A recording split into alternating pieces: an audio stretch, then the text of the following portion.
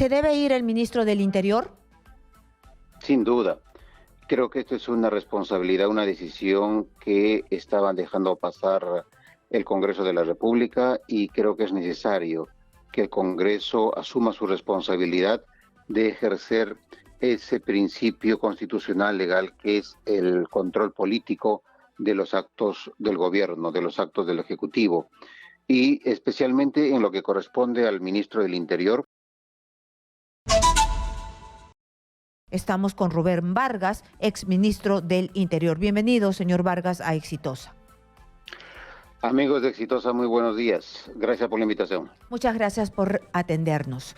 ¿Se debe ir el ministro del Interior? Sin duda.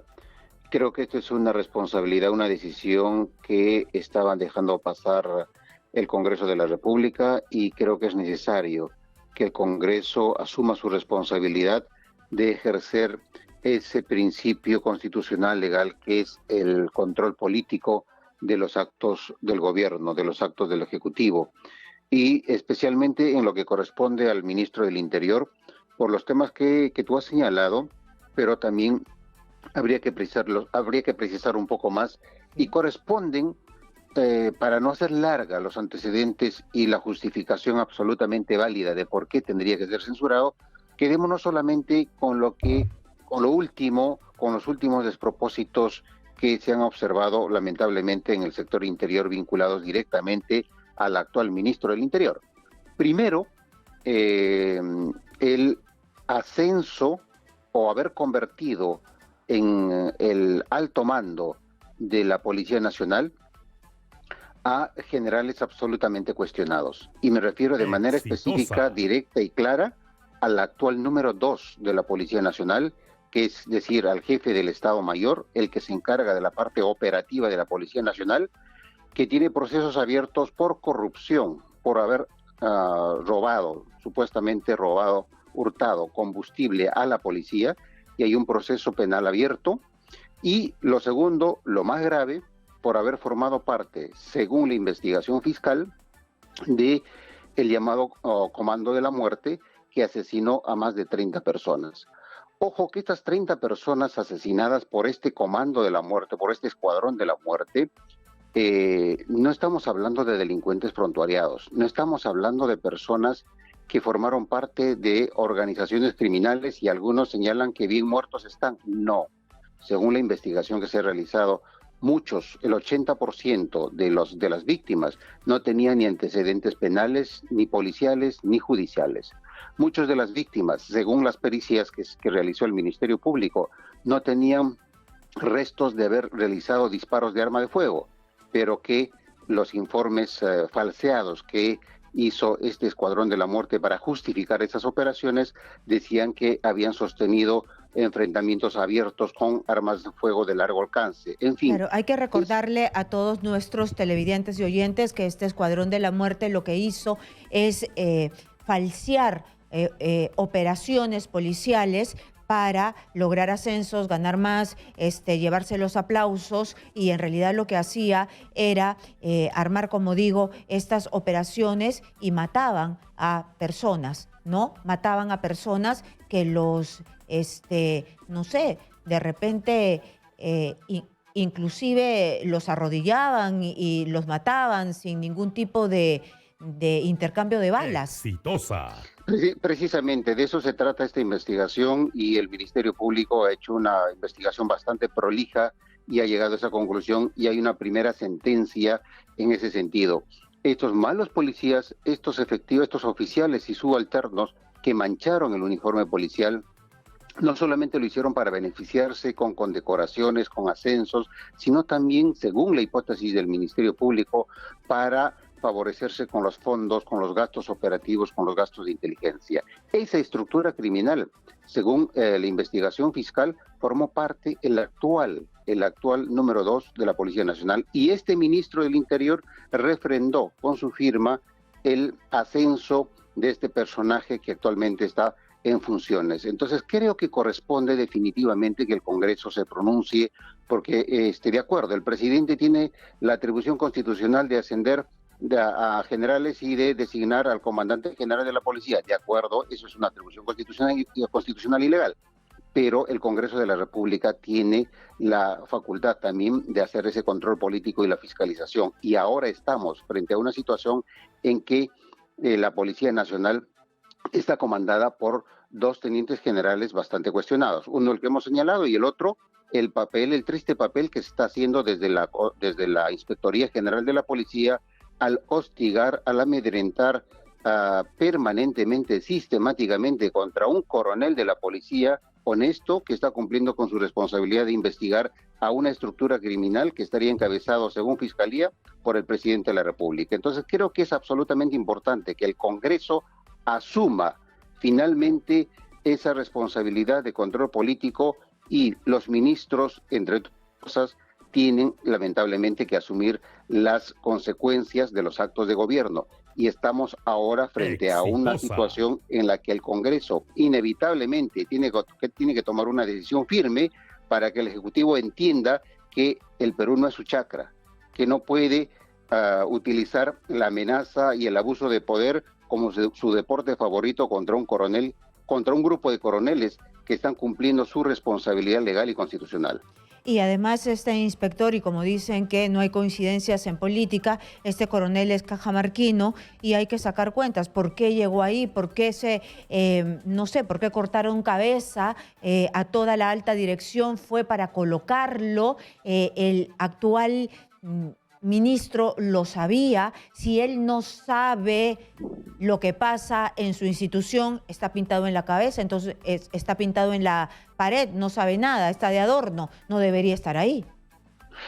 A ver, lo que pasa es que hay que recordar que este cambio del comando policial por el que ahora el Congreso va a tomar una decisión como corresponde a su marco constitucional y legal, se hace en el contexto en el que se pretendía sacar al coronel Colchado de la coordinación del equipo especial que está investigando a esta estructura criminal que estaría operando en el gobierno.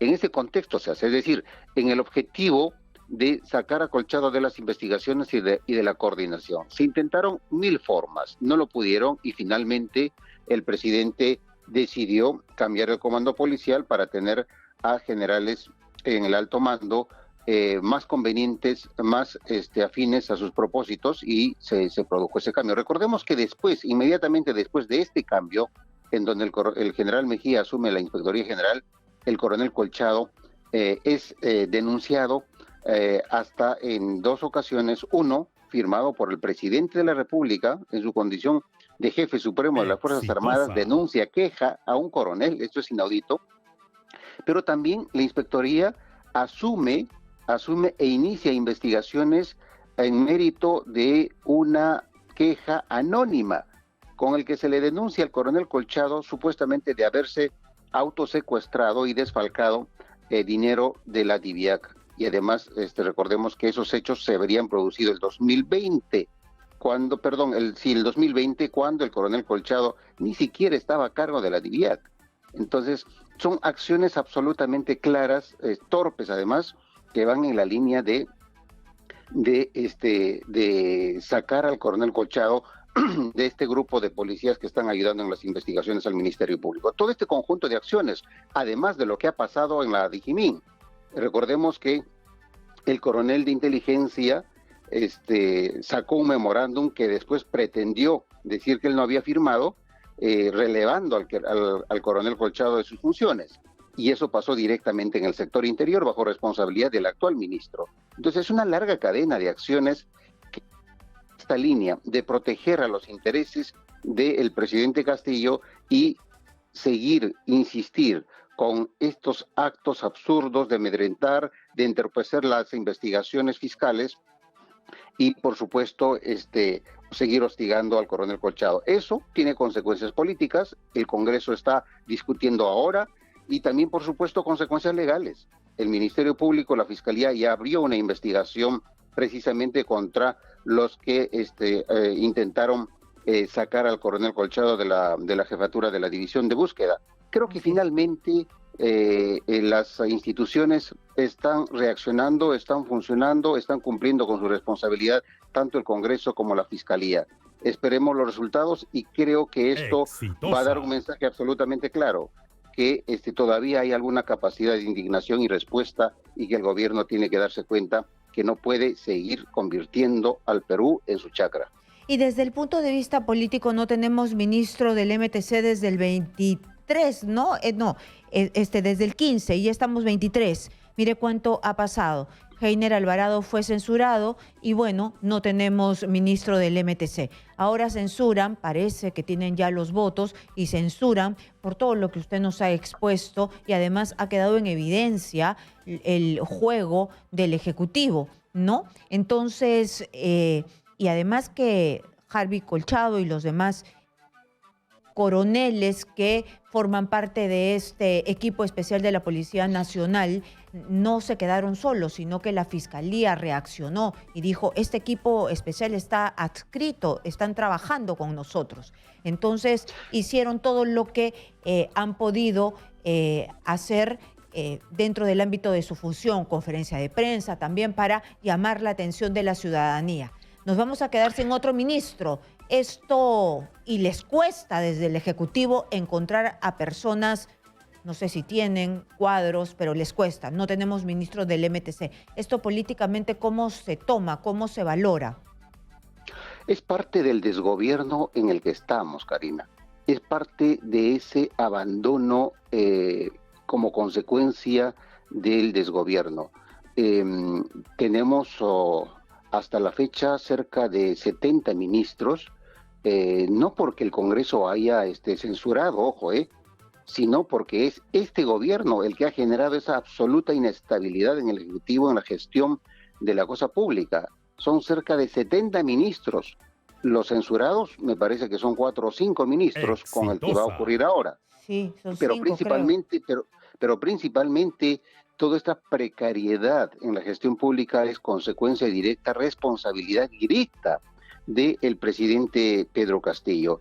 Lo que tenemos no es un problema ideológico, lo que tenemos es un problema de absoluta mediocridad y corrupción rampante. Eso es el drama en el que estamos en este momento en el Perú y por supuesto no podemos seguir siendo simples observadores. Ya hemos caído a un hoyo profundo, ya hemos caído al precipicio. Algunos dicen que vamos a caer. No, señor, ya hemos caído. Pero cuán profundo es esa caída dependerá del tiempo que nos tomemos en reaccionar y en responder a este desgobierno. Lamentablemente lo que estamos viendo es la normalización de esa mediocridad y de esa corrupción. Todos los días se muestran evidencias absolutamente claras confirmando la hipótesis fiscal de que hay una estructura criminal operando desde el poder. Pero parece que eso ya lo hemos normalizado y estamos observando a la sociedad civil, a los partidos políticos, de verdad que en una realidad paralela y no nos damos cuenta de esa caída a ese hoyo profundo del que no vamos a podernos levantar con facilidad. Yo estoy observando, si me permite, Karina, y yo estoy observando que el daño que está generando este desgobierno con su mediocridad, con su corrupción, es mucho mayor inclusive que lo que ha ocasionado el terrorismo en la década de los 80 y la década de los 90. Están destruyendo las instituciones como lo hizo el terrorismo. Destruyendo nuestra economía como lo hizo el terrorismo. Están destruyendo la necesidad, la urgente necesidad de que desde el Estado se brinden servicios básicos como la salud, como la educación, pero se está destruyendo eso como lo hizo también el terrorismo. Entonces necesitamos reaccionar, necesitamos decir basta. Ojalá que el Congreso marque un punto de quiebre, un hito importante para que podamos decir al Ejecutivo basta y necesitamos encontrar una salida constitucional, por supuesto, a esta crítica situación. Y desde el punto de vista político que usted me está dando, ¿qué le parece a usted, para cerrar ya la entrevista, en pocas palabras, la ida del presidente de la República como representante del país a la ONU a dar sus impresiones ante los demás presidentes y al empresariado y qué le parece el permiso que va a pedir para ir al Vaticano. Creo que el señor Castillo está utilizando con algún resultado o a sus intereses, esa estrategia de la victimización infinita, de la victimización permanente. El señor Castillo se está presentando como si acá en el Perú le estuviesen atacando de manera absurda, de manera sin motivo alguno, y él sería esa víctima de esa agresión permanente, de esa agresión continua, pero no habla de los actos de corrupción en el que está involucrado, no habla del desgobierno en el que este señor nos ha arrastrado, no habla siquiera de ese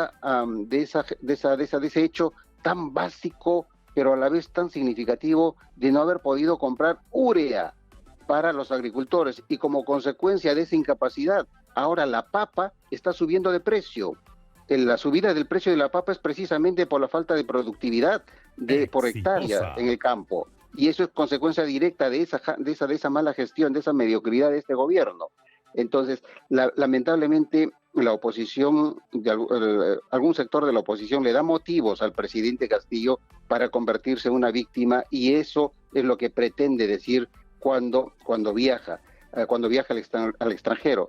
La verdad que estamos en un círculo vicioso, y creo que necesitamos, y esto pasa necesariamente porque la población y la sociedad civil sea un poco más consciente del enorme daño en el que estamos. Muy bien, muchas gracias Rubén Vargas, exministro del Interior, por estar aquí en Exitosa.